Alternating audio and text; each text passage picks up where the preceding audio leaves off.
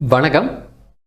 இந்த கேண்டில் வந்துச்சுன்னா மார்க்கெட்டோட மொத்த ஜாதகமும் தெரியும் அப்படின்ட்டு நம்ம சொல்கிறோம். அது எப்படி அப்படிங்கிறத நம்ம பார்க்க போகிறோம். ஓகேங்களா? ஸ்டெப் பை ஸ்டெப்பாக பார்க்க போகிறோம். ஃபஸ்ட்டு பாயிண்ட், ஒவ்வொரு கேண்டிலுமே நம்ம அது கேண்டிலாக பார்க்கக்கூடாது. அது நமக்கு என்ன நியூஸ் சொல்லுது, பையர் செல்லர்ஸ் அந்த கேண்டிலில் என்ன பண்ணியிருக்காங்க அப்படிங்கிறத நம்ம பார்க்கணும். செகண்ட் பாயிண்ட், அந்த கேண்டில் சப்போர்ட்டில் வந்திருக்கா ரெசிஸ்டன்ஸில் வந்திருக்கா அப்படிங்கிறது ரொம்ப முக்கியம். இப்போ ஒரு கேண்டில் மிடில் வரும். ஸோ இங்கே சப்போர்ட் இருக்கும், இங்கே ரெசிஸ்டன்ஸ் இருக்கும், இங்கே மிடில் வரும் நாம் எக்ஸ்பெக்ட் பண்ணுற கேண்டில். அந்த கேண்டிலை விட ஒரு சப்போர்ட்டில் வர்ற கேண்டில், நாம் எக்ஸ்பெக்ட் பண்ணுற கேண்டில் சப்போர்ட்லேயோ இல்லைன்னா ரெசிஸ்டன்ஸ்லேயோ வரும்போது தான் அது வேலிடான ஒரு கேண்டிலாக இருக்கும். எல்லாரும் எப்படி கேண்டில் ஸ்டிக் பார்ப்பாங்க? ஒரு ஹேமர்னா மேலே போகும், ஷூட்டிங் ஸ்டார்னா கீழே வரும், ஒரு ஸ்பின்னிங் டாப்னா மேலே பிரேக் பண்ணால் மேலே போகும், கீழே பிரேக் பண்ணால் கீழே வரும். ஆஸ் யூஷுவல் எல்லாருமே இதை பார்ப்பாங்க. அதை நம்ம கொஞ்சம் டிஃப்ரெண்ட்டாக பார்க்குறோம், அவ்வளோதான். பாயிண்ட் நம்பர் 4, யூடியூப்பில் சில இன்டர்வியூஸ்லாம் வருங்க. எனக்கு பிடிச்ச சிலர்லாம் இருக்காங்க. ஸோ அதெல்லாம் சொன்னால் கரெக்டாக வருமானு தெரியல. ஸோ அவங்கெல்லாம் ஒருத்தரோட ஸ்பீச் அனலைசிஸ் பண்ணணும் அப்படின்னா எல்லாரும் அனலைசிஸ் பண்ணுறது ஒவ்வொரு மாதிரி அனலைசிஸ் பண்ணுவாங்க. பட் நான் பார்க்குற சில பேர் எப்படி அனலைசிஸ் பண்ணுவாங்கன்னா, அந்த இப் ஃப்யூச்சர் டென்ஸில் சொல்கிறாங்களா, பாஸ்ட் டென்ஸில் சொல்கிறாங்களா, அதாவது தமிழில் நிகழ்காலத்தில் சொல்கிறாங்களா, எதிர்காலத்தில் சொல்கிறாங்களா அப்படிங்கிறத கரெக்டாக சொல்கிறாங்க. அவங்க சொல்கிற ஒவ்வொரு வார்த்தையும் அனலைசிஸ் பண்ணி டீகோட் பண்ணி சொல்லும்போது அவங்க ஃப்யூச்சரில் அந்த மாதிரி தான் நடந்துக்கிறாங்க. என்ன சொல்ல வர்றாங்க அப்படிங்கிறத நம்ம தெளிவாக கிளியராக அண்டர்ஸ்டாண்ட் பண்ணிக்கும் போது அவங்களுடைய மூமெண்ட் நமக்கு தெரியுது. ஸோ அதே மாதிரி தான் பாயிண்ட் நம்பர் 5, அவங்க அவங்களுடைய ஸ்பீச் அனலைசிஸ் பண்ணுறாங்க, அவங்க பொலிட்டிக்கல் அனலைசிஸ் பண்ணிகிட்டு இருக்காங்க. அதே மாதிரி நம்ம மார்க்கெட்டில் என்ன நடக்குது அப்படிங்கிறத டீப்பாக கூர்ந்து கவனிக்கும் போது அதனுடைய சக்ஸஸ், அதனுடைய க்ரோத் சூப்பராக இருக்கும். அது ஒரே நாளில் வந்துடுமா அப்படின்னா கண்டிப்பாக வராது. நான் எல்லா வீடியோலையும் சொல்கிறது தான். நீங்கள் எந்தளவுக்கு ஹார்ட் ஒர்க் எஃபோர்ட் போடுறீங்க, கவனிக்கிறீங்க அப்படிங்கிறது பொறுத்து நம்மளுடைய சக்ஸஸ் வரக்கு நிறைய சான்சஸ் இருக்குது. ஓகே, கேண்டில் ஸ்டிக் நம்ம பார்த்துடலாம். கேண்டில் ஸ்டிக், இந்த கேண்டில் ஸ்டிக் ஹேமர் அப்படின்னு நம்ம சொல்லுவோம். இது 4 ஹவரில் வந்திருக்கு. ஓகேங்களா? 4 ஹவரில் வந்திருக்கு. ஸோ இதை ஹேமராக மட்டும் பார்க்கலாம். ஓகே, இங்கே கீழே வந்த கேண்டில் மேலே கொண்டு க்ளோஸ் பண்ணியிருக்காங்க ஹேமர். பக்கத்தாலேயும் ஒரு குட்டி கேண்டில் ஸ்பின்னிங் டாப் வந்திருக்கு அப்படின்னு கவனிக்கலாம். இல்லை நீங்கள் என்ன மாதிரி கவனிக்கலான்னா, இங்கே இது வரைக்கும் கீழே வந்திருக்கு ஒரு ப்ரீவியஸ் கேண்டில். அந்த கேண்டிலோட லோ பிரேக் பண்ணியிருக்காங்க பியர்ஸ். பட்டு அவங்களுடைய ஸ்ட்ரென்த் 10ல் மேலே கொண்டு புல்ஸ் க்ளோஸ் பண்ணிட்டாங்க. அதாவது இங்கே புல்ஸ் கொஞ்சம் ஸ்ட்ரென்த்தாக இருக்காங்க, பியர்ஸ் அவ்வளவு சக்ஸஸ் பண்ண முடியல அப்படிங்கிற மாதிரியும் நீங்கள் புரிஞ்சுக்கலாம். இது ஒரு கேமராவும் புரிஞ்சுக்கலாம், இல்லை நான் சொன்ன மாதிரியும் புரிஞ்சுக்கலாம். ஸோ நம்ம எப்படி புரிஞ்சுக்கிறோம் அப்படிங்கிறது தான் மார்க்கெட்டில் நம்மளுடைய வின்னிங் ப்ராபபிலிட்டி இருக்குது. செகண்ட், ஹவர்லி டைம் ஃப்ரேம் போகலாம். ஓகேங்களா? இங்கிருந்து மார்க்கெட் எந்த ஒரு இடத்துலையும் லோயர் லெவல் பிரேக் ஆகவே இல்லை. ஸோ சப்போர்ட் ஸ்டெப் பை ஸ்டெப்பாக மேலே தான் போயிட்டுருக்கு. ஓகே, மார்க்கெட் ஸ்ட்ரென்த்து ஸ்ட்ராங்காக இருக்குது அப்படின்னு நம்ம புரிஞ்சுக்கிறோம். ஓவராலாக பார்த்தோன்னே நம்ம தெரிஞ்சுக்கிறோம். இதில் ரொம்ப பெரிய விஷயமெல்லாம் கிடையாது.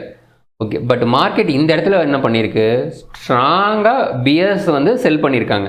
இந்த ப்ரீவியஸாக இங்கே ஒரு ஹேமர், அது ஹை பிரேக் ஆகணுன்னு நல்லா மேலே போயிருக்கு. இங்கே ப்ரீவியஸ் ஸ்ட்ராங்காக கீழே வந்திருக்கு, க்ளோஸ் வச்சுருக்காங்க. ஓகேங்களா? க்ளோஸ் வச்சுட்டாங்க. மறுபடியும் என்ன ட்ரை பண்ணியிருக்காங்க, இங்கே ஒரு டோஜி போட்டிருக்காங்க. டோஜிக்கு கீழே மார்க்கெட் க்ளோஸ் பண்ண முடியல. இந்த ஸ்ட்ராங்காக பிரேக் பண்ணுச்சு பார்த்தீங்களா, அந்த கேண்டிலோட லோவும் பிரேக் பண்ணலை. எங்கே வரைக்கும், இது வரைக்கும் மார்க்கெட் பிரேக் பண்ணவே இல்லை. ஸோ சப்போஸ் இங்கே செல் பண்ணுவாங்க, இங்கே செல் பண்ணுவாங்க, இங்கே செல் பண்ணுவாங்க, எல்லாருமே பொறுமை இழந்து ஓகே மார்க்கெட் மேலே தான் போயிருமோ அப்படின்னு நினைக்கும் போது என்ன பண்ணியிருக்காங்க, இங்கே ஒரு சப்போர்ட் ஆஸ் யூஸ்வல் என்ன பண்ணும், ரெசிஸ்டன்ஸாக ஆக்ட் பண்ணும். இங்கே என்ன பண்ணியிருக்கு, ரெசிஸ்டன்ஸாக ஆக்ட் பண்ணியிருக்கு. இந்த இடத்துலேருந்து மார்க்கெட் ஸ்ட்ராங்காக கீழே வந்திருக்கு. இது எப்படி நம்ம கண்டுபிடிக்கிறது?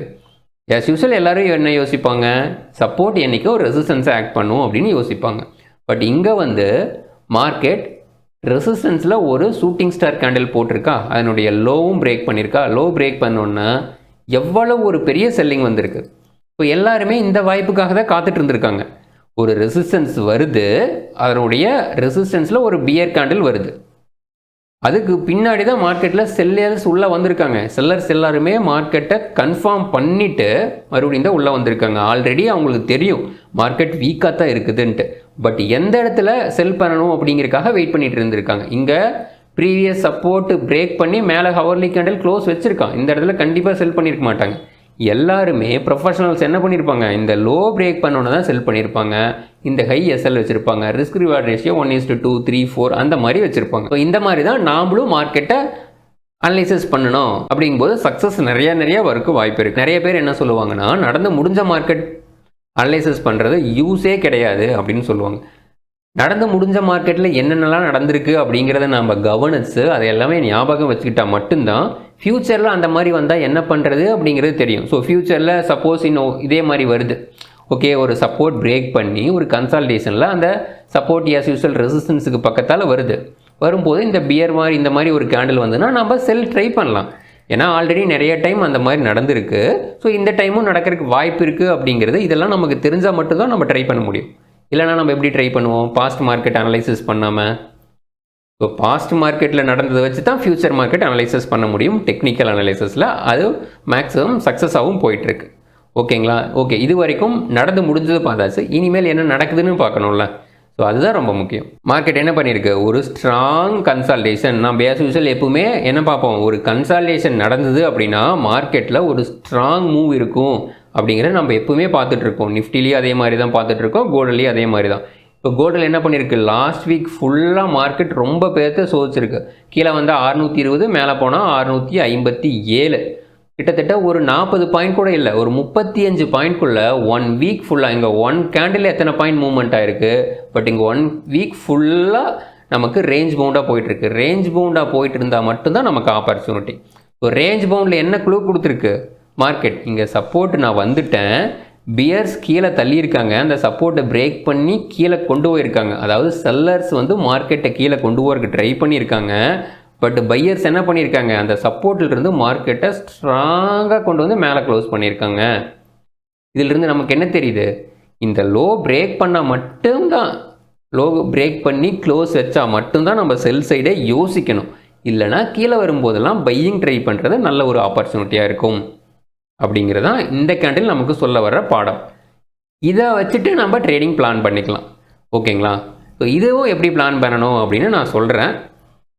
நம்ம இதுக்கு ஃபிபோ போடலாம். இந்த கேண்டில் தானே ஸ்ட்ராங்கான கேண்டில், இதுக்கு நீங்கள் ஃபிபோ போடுங்க.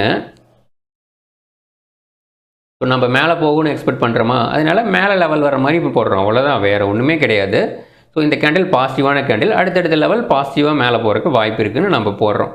போட்டோன்னு என்ன பண்ணுது, 61.8 வந்திருக்கா, இந்த கேண்டில் இப்போ வந்திருக்கு. அடுத்தது என்ன பண்ணுது, 38.2. நம்ம ஃபிபோ ட்ரா பண்ணுறோம் அப்படின்னா 61.8ம் 38.2ம் ரொம்ப ரொம்ப முக்கியமான லெவல்ஸாக இருக்கும். இப்போ நம்ம 61 பாயிண்ட், இங்கே வந்து 61 பாயிண்ட்டுக்கு மேலே தான் எல்லா 4 ஹவர் கேண்டிலும் க்ளோஸ் பண்ணியிருக்காங்க. ஸ்பைக் எது வரைக்கும் வந்திருக்கு, 38.2 வரைக்கும் வந்திருக்கு. இப்போ ரொம்ப ஈஸியாக இருக்கா மார்க்கெட்டை நம்ம எப்படி பார்க்கணும் அப்படிங்கிறது. அடுத்தது மேலே போனால் எது வரைக்கும் போகிறதுக்கு வாய்ப்பு இருக்குது. ஸோ இந்த லெவல் நமக்கு 2660, அதுக்கு அடுத்தது 690. நெக்ஸ்ட் வீக் இந்த லெவலில் நம்ம எக்ஸ்பெக்ட் பண்ணுறோம். இந்த கேண்டிலுக்கு கீழே க்ளோஸ் வச்சுட்டான், இந்த ஹேமரோட கேண்டிலுக்கு கீழே ஒரு 4 ஹவர் க்ளோஸ் வச்சுட்டானா இது வேலிட் இல்லாமல் போயிடும். நம்ம ஞாபகம் வச்சுக்கணும். நிஃப்டியில் எந்த மாதிரி நடந்துட்டு இருக்கு, போன வாரம் நம்ம என்ன சொல்லியிருந்தோம்னா, மார்க்கெட் எங்கே ட்ரேட் ஆகிட்டு இருந்தது, போன வாரம் நம்ம பார்க்கும்போது இந்த கேண்டில் க்ளோஸ் ஆயிருந்தது. நம்ம கீழே வந்தாலும் இந்த ரேஞ்ச் பிரேக் அவுட் ஆகிறதுக்கு வாய்ப்பு இருக்குது அப்படின்னு தான் நம்ம பார்த்துருந்தோம். கீழே வர்றதை விட மேலே போகிறதுக்கு வாய்ப்பு இருக்குது. ஏன்னா ப்ரீவியஸ் வீடியோவில் நீங்கள் கண்டினியூவாக பார்த்துருந்தீங்கன்னா உங்களுக்கு தெரியும் நம்ம ஏன் அந்த மாதிரி ஆப்பர்ச்சுனிட்டிலாம் சொல்கிறோம். கண்டினியூட்டி ரொம்ப முக்கியம். ஸோ நம்ம ஒரு வீடியோ மட்டும் பார்த்தோம் அப்படின்னா நான் ப்ரீவியஸாக சொன்ன வீடியோவில் சொன்ன தகவல்கள்லாம் தெரியாமல் இருக்கிறதுக்கு வாய்ப்பு இருக்குது. ஸோ நீங்கள் அந்த வீடியோவில் டைம் இருந்தால் செக் பண்ணி பாருங்கள். ஏன்னா ஒவ்வொரு வீடியோலையும் நம்ம எல்லா தகவல்களும் சொல்லிட்டு இருந்தோம் அப்படின்னா உன்னையே திருப்ப சொல்கிற மாதிரி இருக்கும். அதனால் நீங்கள் முடிஞ்ச வரைக்கும் வீடியோ கண்டினியூட்டி மிஸ் பண்ணாமல் பார்த்தீங்க அப்படின்னா லேர்ன் பண்ணுறதுக்கு ஈஸியாக இருக்கும். ஸோ லேர்னிங் ரொம்ப ரொம்ப முக்கியம். நம்ம நாலேஜ் எந்த அளவுக்கு க்ரோ பண்ணிக்கிறோமோ அந்த அளவுக்கு எந்த ஃபீல்ட்லையும் சக்ஸஸ் பண்ணலாம், மார்க்கெட்டில் ரொம்ப ஈஸியாக சக்ஸஸ் பண்ணலாம். இங்கே பிரேக் அவுட் ஆகிடுச்சுங்களா, பிரேக் அவுட் ஆகிடணும்னு நம்ம என்ன டார்கெட் சொல்லியிருந்தோம், இந்த லெவல் டார்கெட் சொல்லியிருந்தோம். இதுக்கும் நம்ம வந்து ஃபிபோ ட்ராப் பண்ணியிருந்தோம். மார்க்கெட் என்ன பண்ணியிருக்குன்னா கிட்டத்தட்ட அது வரைக்கும் போயிருக்கான், 24,660 வரைக்கும் போயிருக்கான். பட் 690 போகவே இல்லை. நாம் சொல்லியிருந்தது 24,690 டார்கெட். ஸோ இங்கே செம்மையாக கன்சால்டேஷன் ஆகிட்டு கிட்டத்தட்ட அந்த பிரேக் அவுட் ஆன ஏரியாவுக்கு பக்கத்தால் வரைக்கும் வந்துட்டு மறுபடியும் தான் மார்க்கெட் அந்த லெவலை டச் பண்ணியிருக்கான். மறுபடியும் என்ன பண்ணியிருக்கான்னா இந்த ஹை இங்கே பிரேக் அவுட் ஆனோடனே மேலே போன மார்க்கெட் கீழே வரும்போது எது வரைக்கும் வந்திருக்கான், இந்த ஹை வரைக்கும் தான் வந்திருக்கான். அங்கேருந்து மறுபடியும் மார்க்கெட் பவுன்ஸ் ஆயிருக்கு. அவ்வளோதான். இன்னும் அடுத்த வாரம் எப்படி நடக்கிறதுக்கு வாய்ப்பு இருக்குன்னா பாசிட்டிவாக எப்படி போகிறதுக்கு வாய்ப்பு இருக்குன்னு மட்டும் நம்ம பார்ப்போம். ஏன்னா நெகட்டிவாக மார்க்கெட் இப்போ ஹையர் ஹை ஃபார்மேஷனில் வந்துட்டு இருக்கிறதுனால நம்ம பாசிட்டிவான ஆப்பர்ச்சுனிட்டி மட்டும் ட்ரை பண்ணுறோம். சப்போஸ் இந்த லோ பிரேக் ஆகுது, இந்த ஹை பிரேக் ஆகாமல் இந்த லோ பிரேக் ஆகுது, பிரேக் ஆகி ஸ்டேபிள் ஆகக்கூடாது, மறுபடியும் மார்க்கெட்டுக்கு உள்ளேயே வந்துடணும். உள்ளேயே வந்துன்னா என்ன ஆகும், இந்த இடத்துல இருக்கிற ஸ்டாப் லாஸ்லாம் எடுத்துட்டு இந்த ஹை பிரேக் ஆகுதுன்னு வச்சுக்கோங்க. ஒரு 15 மினிட்ஸ் கேண்டில் இந்த ஹைக்கு மேலே க்ளோஸ் பண்ணுறான் அப்படின்னா, இந்த ஹைக்கு மேலே ஒரு 15 மினிட்ஸ் கேண்டில் க்ளோஸ் பண்ணுறான்னா அடுத்த டார்கெட் நமக்கு எது வரைக்கும் இருக்குது, 25,200 வரைக்கும் இருக்குது. ஸோ இந்த லோ பிரேக் பண்ணாமல், இந்த பெரிய கேண்டிலோட லோ பிரேக் பண்ணாமல் இந்த ஹை பிரேக் பண்ணான்னா ஏதாவது ஒரு இடத்துல மார்க்கெட் கீழே வரும்போம். இந்த டார்கெட் அச்சீவ் பண்ணாமல் கூட கீழே வருவோம். ஏன்னா இது ட்ரெண்டோட கண்டினியூட்டி. சப்போஸ் இந்த லோ பிரேக் பண்ணானா என்ன பண்ணுவான்னா, இந்த லோக்கு கீழே நிறைய பேர் எஸ்எல் போட்டு வச்சுருப்பாங்க. அதை எஸ்எல் எல்லாம் எடுத்துருவோம். நம்ம இப்படி தான் பார்க்கணும். எஸ்எல் எல்லாம் எடுத்துடுவான். எடுத்த பின்னாடி என்ன பண்ணுவான், மார்க்கெட்டோட ட்ரெண்டு பாசிட்டிவாக இருக்குது. மறுபடியும் அந்த ரெசிஸ்டன்ஸ் ப்ரீவியஸாக எங்கே கன்சல்டேஷன் ஆனால் இந்த இடத்துல தான் கன்சல்டேஷன் ஆகிருக்கான். ஸோ இந்த கன்சல்டேஷன் ஜோன் பிரேக் அவுட் ஆனால் என்ன போவோம், அடுத்த டார்கெட் நோக்கி நமக்கு மூவ் ஆகிறதுக்கு வாய்ப்பு இருக்குது. 25,212. ஸோ இது இந்த சின்ன லெவலுக்கு டார்கெட். நாம் மெயினான டார்கெட் எதுக்கு போடணும், ஹவர்லி டைம் ஃப்ரேம் போட்டுக்குவோம். ஹவர்லி டைம் ஃப்ரேம் போட்டு இதுக்கு தான் நம்ம டார்கெட் போடுவோம். இந்த ஸ்விங்கு பிரேக் ஆனோன்னா தான் நம்ம பாசிட்டிவான ட்ரெண்டு வர்றதுக்கு வாய்ப்பு இருக்குது அப்படிங்கிறத பார்த்துருந்தோம். இந்த கேண்டில் க்ளோஸ் ஆகும்போதே நம்ம சொல்லியிருந்தோம், ஃபஸ்ட்டு டார்கெட் 24,200, செகண்ட் டார்கெட் 24,800 அப்படின்ட்டு. ஸோ அந்த 2 டார்கெட்டும் நமக்கு கிடச்சிருச்சு. அடுத்த டார்கெட் எது வரைக்கும் வாய்ப்பு இருக்குது, 25,365 வரைக்கும் வாய்ப்பு இருக்குது. இதுக்கு முன்னாடி பார்த்தது 25,200 பார்த்தோம். ஸோ இன்னும் 25,365 வரைக்கும் அடுத்த வீக் டார்கெட் இருக்குது. ஸோ இந்த லோ சப்போஸ் பிரேக் ஆகிடுச்சு, இந்த லோ இங்கே இருக்குது பார்த்தீங்களா, இந்த லோ நமக்கு பிரேக் ஆகக்கூடாது. பிரேக் ஆனால் செல் எடுக்கலாமானா நான் செல் எடுக்கிறதுக்கு அவ்வளவு இம்பார்ட்டன்ட் கொடுக்க மாட்டேன். ஏன் அப்படிங்கிறத நான் சொல்லிடுறேன். நிஃப்டி நாம் ஸ்பாட் எடுத்துக்கலாம். ஸ்பாட் எடுத்துகிட்டு இது ஆல்ரெடி நம்ம போட்டு வச்சுருந்த லெவல் தான்.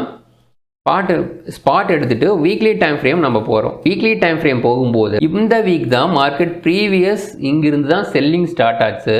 இந்த ஹையிலிருந்து அந்த ஹைக்கு மேலே மார்க்கெட் க்ளோஸ் வச்சுட்டான். அட்லீஸ்ட் இந்த வீக்லியில் செல் ட்ரெண்ட் வரணும் அப்படின்னா ரீசன்ட் லோ பிரேக் ஆனால் தான் வீக்லியில் செல் ட்ரெண்ட் வரும். இப்போ தான் வீக்லி பேசிஸில் நமக்கு பை ட்ரெண்ட் ஸ்டார்ட் ஆகிருக்கு. அட்லீஸ்ட் டெய்லியில் செல் ட்ரெண்ட் வரணும் அப்படின்னாலே நமக்கு இந்த கேண்டிலோட லோ, எந்த கேண்டிலோட லோ, இந்த கேண்டிலோட லோ பிரேக் ஆனால் தான் நமக்கு டெய்லிலேயே செல் வரும். அந்த கேண்டிலோட லோ என்ன, 23,875 ஸ்பாட்டில் கீழே க்ளோஸ் வச்சா மட்டும்தான் daily trend sell. So daily trend sell இருக்கும்போது நம்ம செல் சைடு ட்ரை பண்ணுறது ரொம்ப நல்லது. இப்போ டெய்லி ட்ரெண்டும் சரி, வீக்லி ட்ரெண்ட் இந்த வீக் தான் நமக்கு பையிங் மாறி இருக்குது. அப்படிங்கும்போது செல்லிங் ஆப்பர்ச்சுனிட்டி, சப்போஸ் ஹவர்லியில் ஸ்விங் லோ பிரேக் ஆனாலும் கூட செல்லிங் ஆப்பர்ச்சுனிட்டி எடுக்கிறது நம்ம ரொம்ப சின்ன எஸ்எல் வரும்போது மட்டும் செல்லிங் ஆப்பர்ச்சுனிட்டி ட்ரை பண்ணலாம். இல்லைனா பையிங் ஆப்பர்ச்சுனிட்டி ட்ரை பண்ணுறது பெட்டராக இருக்கும் அப்படின்ட்டு நான் அனலைசிஸ் பண்ணி வச்சுருக்கேன். இந்த வீடியோவில் நம்ம நிறையா பார்த்துருக்கோம், கேண்டில் ஸ்டிக் எப்படி அனலைசிஸ் பண்ணுறது, எப்படி நம்ம ஒரு கன்சால்டேஷன் ஜோன் அப் ட்ரெண்டில் இருக்கும்போது அது மறுபடியும் கண்டினியூட்டி ஆகும், ப்ரீவியஸ் சப்போர்ட்டை பிரேக் பண்ணிவிட்டு மறுபடியும் அந்த consolidation zone resistance break out ஆனால் நல்லா போகும் அப்படின்ட்டு நம்ம நிறையா விஷயங்கள் பார்த்துருக்கோம். இந்த வீடியோவில் நிறையா தகவல்கள் இருக்குதுன்னு நினைக்கிறேன். ஸோ இந்த வீடியோ டீட்டெயில்டாக நீங்கள் புரிஞ்சுக்கிட்டீங்க இல்லைங்கன்னா டெய்லி ப்ராக்டிஸ் பண்ணுறீங்க அப்படின்னாலே உங்களுக்கு மார்க்கெட்டில் நிறையா புதிய விஷயங்கள்லாம் தெரியறதுக்கு வாய்ப்பு இருக்குது. தேங்க்யூ.